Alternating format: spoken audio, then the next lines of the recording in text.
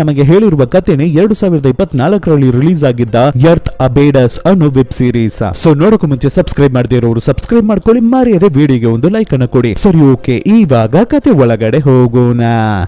Opening scene ಅಲ್ಲಿ ಬೆಟ್ಟದ top ಅಲ್ಲಿ ಡಾರ್ಕ್ ಆಗಿರುವ ಫಾರೆಸ್ಟ್ ಒಳಗಡೆ ಇರ್ತಾ ಇರುವ ಒಂದು ಒಂಟಿ ಮನೆಯನ್ನ ತೋರಿಸ್ತಾರೆ. ಲೊಕೇಶನ್ ತುಂಬಾ ಸೂಪರ್ ಆಗಿರ್ತಾ ಇದೆ ಅಲ್ವಾ. ಇದರಲ್ಲಿ ನಮ್ಮ ಹೀರೋ ವಾಸವಾಗಿರುವುದು. ಆಕ್ಚುಲಿ ನಮ್ಮ ಹೀರೋ ಒಬ್ಬ ಝಾಲಜಿಸ್ಟ್, ಲ್ಯಾಂಡ್ ರಿಸರ್ಚ್ ಗಳನ್ನ ಮಾಡ್ತಿರ್ತಾನೆ. ಆದ್ರಿಂದಾನೇ ಈ ರೀತಿ ಕಾಡಿನ ಮಧ್ಯದಲ್ಲಿ ಬಂದು ವಾಸವಾಗಿ ಅವನ ಲೈಫ್ ಅನ್ನ ಪೀಸ್ಫುಲ್ ಆಗಿ ರನ್ ಮಾಡ್ತಿರ್ತಾನೆ. ಹೀಗಿರ್ಬೇಕಾದ್ರೆ ಆಲ್ರೆಡಿ ಇವನು ಬೆಟ್ಟಗಳ ಮೇಲೆ ಇರ್ತಿರುವ ಕಲ್ಲು ಬಂಡೆಗಳ ಮಧ್ಯ ಒಂದು ಡಿವೈಸ್ ಅನ್ನ ಸೆಟ್ ಮಾಡಿಟ್ಟಿರ್ತಾನೆ. ಅದನ್ನ ಇವಾಗ ಹೋಗಿ ಚೆಕ್ ಮಾಡ್ಬೇಕಾಗಿರುತ್ತೆ. ಆದ್ರಿಂದ ನಮ್ಮ ಹೀರೋ ಮನೆ ಬಿಟ್ಟು ಹೊರಗಡೆ ಬರ್ಬೇಕಾದ್ರೆ ನಮ್ಮ ಹೀರೋ ಅವನ ತಾಯಿ ಕಂಟಿನ್ಯೂಸ್ ಆಗಿ ಕಾಲ್ ಅನ್ನ ಮಾಡ್ತಾನೆ ಇರ್ತಾರೆ.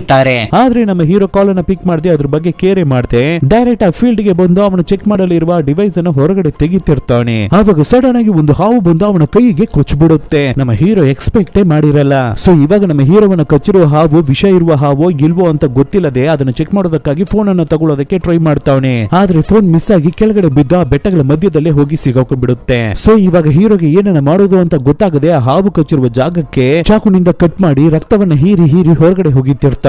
ನಂತರ ಬೇಗನೆ ಮನೆಗೆ ಬಂದು ನೀರನ್ನು ಕುಡಿತಾನೆ. ಸ್ವಲ್ಪ ಹೊತ್ತಲ್ಲಿ ತಳುತ್ತಿರುಗಿ ಅವನ ಬೆಡ್ ಮೇಲೆ ಬಿದ್ದೋಗ್ತಾನೆ. ಸ್ವಲ್ಪ ಹೊತ್ತಲ್ಲಿ ಎಚ್ಚರಿಯಾಗಿ ಮತ್ತೆ ಕಣ್ಬಿಟ್ಟು ನೋಡಿದ್ರೆ ಅವನ ಕೈ ಸ್ವಲ್ಪ ಊದ್ಕೊಂಡಿರುತ್ತೆ. ಅದೇ ಸಮಯದಲ್ಲಿ ಹೊರಗಡೆ ಯಾರು ಹೆಲಿಕಾಪ್ಟರ್ ಅಲ್ಲಿ ಬಂದು ಇವನನ್ನ ಕೂಗೋ ರೀತಿ ಇರುತ್ತೆ. ಆದ್ರೆ ಇವನಿಗೆ ಎದ್ದೋಳಕ್ಕೆ ಆಗಲ್ಲ ಅಲ್ವಾ. ಅದರಿಂದ ಹಾಗೆ ಅನ್ಕಾನ್ಶಿಯಸ್ ಆಗಿ ಮಲಗ್ಬಿಡ್ತಾನೆ. ಸ್ವಲ್ಪ ಹೊತ್ತಲ್ಲಿ ಮತ್ತೆ ಕಣ್ಬಿಟ್ಟು ಎಚ್ಚರ ಆಗ್ತಾನೆ. ನೀರನ್ನು ಕುಡಿಯೋಣ ಅಂತ ಟ್ರೈ ಮಾಡ್ಬೇಕಾದ್ರೆ ಅಷ್ಟರಲ್ಲಿ ಮತ್ತೆ ಅನ್ಕಾನ್ಶಿಯಸ್ ಆಗಿ ಅಲ್ಲೇ ಬಿದ್ದೋಗ್ತಾನೆ. ಸೊ ಇವನಿಂದ ಇವಾಗ ಫೋನ್ ಅನ್ನು ಮಾಡೋಕೆ ಆಗಲ್ಲ. ಯಾಕೆಂದ್ರೆ ಆ ಫೋನ್ ಇವಾಗ ಬೆಟ್ಟಗಳ ಮಧ್ಯದಲ್ಲಿ ಸಿಗಾಕೊಂಡ್ಬಿಟ್ಟಿದೆ. ಇವಾಗ ಫೋನ್ ಅನ್ನ ನೋಡಿದ್ರೆ ಅವನ ತಾಯಿ ಹತ್ರ ನಾವು ನಿನ್ನನ್ನು ತುಂಬಾನೇ ಮಿಸ್ ಮಾಡ್ತೀವಿ ಅಂತ ಮೆಸೇಜ್ ಎಲ್ಲ ಬಂದಿರುತ್ತೆ. ಕಟ್ ಮಾಡಿದ್ರೆ ಸ್ವಲ್ಪ ದಿನಗಳ ನಂತರ ನಮ್ಮ ಹೀರೋ ಬೆಡ್ ಇಂದ ಎಚ್ಚರಿಯಾಗಿ ಎದ್ದೇಳ್ತಾನೆ. ಅಂದ್ರೆ ಇವಾಗ್ಲೇನೆ ಆ ಪಾಯ್ಸನ್ ಎಫೆಕ್ಟ್ ಎಲ್ಲ ಕಡಿಮೆ ಆಗಿ ಕಂಡ್ಬಿಟ್ಟು ಎಚ್ಚರ ಆಗ್ತಿದ್ದಾನೆ. ಆದ್ರೆ ತುಂಬಾ ದಿನಗಳನ್ನ ಹೀಗೆ ಕಳೆದು ಬಿಟ್ಟಿದ್ದಾನೆ ಅನ್ಸುತ್ತೆ. ಸೊ ಬೇಗ ಎದ್ದು ಹೊರಗಡೆ ಬರ್ತಾನೆ. ಅವನ ಕಾರ್ ಅನ್ನು ನೋಡಿದ್ರೆ ಫುಲ್ ಡಸ್ಟ್ ಆಗಿರುತ್ತೆ. ಸೊ ಅವನ ಕ್ಲೀನ್ ಮಾಡಿಬಿಟ್ಟು ಬೇಗ ಇವಾಗ ಟೌನ್ ಗೆ ಹೋಗ್ಬೇಕು. ಯಾಕೆಂದ್ರೆ ಇವಾಗ ಅವನ ಫೋನ್ ಮಿಸ್ ಆಗ್ಬಿಟ್ಟಿದೆ ಅಲ್ವಾ. ಸೊ ಬೇಗ ಅವನ ಕಾರ್ ಅನ್ನು ತಗೊಂಡು ಬೆಟ್ಟವನ್ನ ಬಿಟ್ಟು ಕೆಳಗಡೆ ಇಳಿದು ಬಂದ್ರೆ ಊರೇ ಖಾಲಿ ಹೊಡಿತಿರುತ್ತೆ. ಇವನಿಗೆ ಏನುವೇ ಅರ್ಥ ಆಗಲ್ಲ. ಏನಿದು ಇಲ್ಲಿದ್ದ ಜನರೆಲ್ಲ ಗೆಲಿಗೆ ಹೋದ್ರು ಅಂತ ನಮ್ಮ ಹೀರೋ ತುಂಬಾನೇ ಶಾಕ್ ಆಗಿ ಮುಂದೆ ನಡೆದು ಬರ್ಬೇಕಾದ್ರೆ ಅಲ್ಲಲ್ಲಿ ಡೆಡ್ ಬಾಡೀಸ್ ಗಳು ಕೊಳ್ತೋಗಿ ಬಿದ್ದಿರುತ್ತೆ.